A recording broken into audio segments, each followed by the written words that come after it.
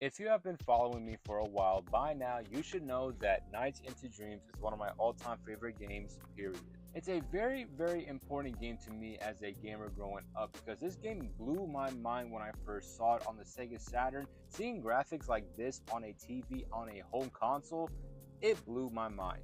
And ever since then, I have just been a huge fan of the series.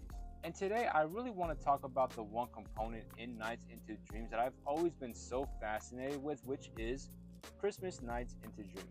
Now, this is a very simple addition to the game. It is Nights into Dreams, the first level, but in a Christmas setting. Now, why was Christmas Nights into Dreams something that blew my mind away as a kid growing up? Well, because this game actually ran off of the internal clock on your Sega Saturn.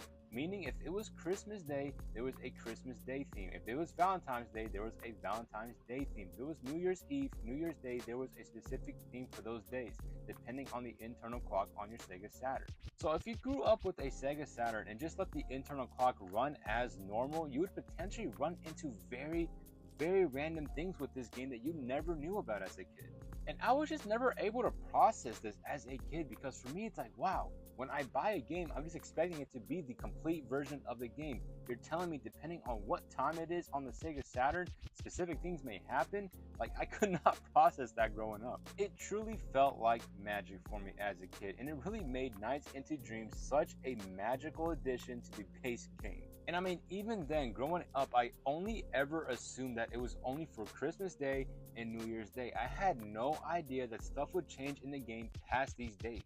Like I mentioned, once it hit Valentine's Day, something would happen in the game. Once it went to April Fool's Day, something would happen in the game. October, something would happen. And now specifically on Halloween Day, something would happen. And in the end, it just only elevated my love tenfold for Nights into Dreams.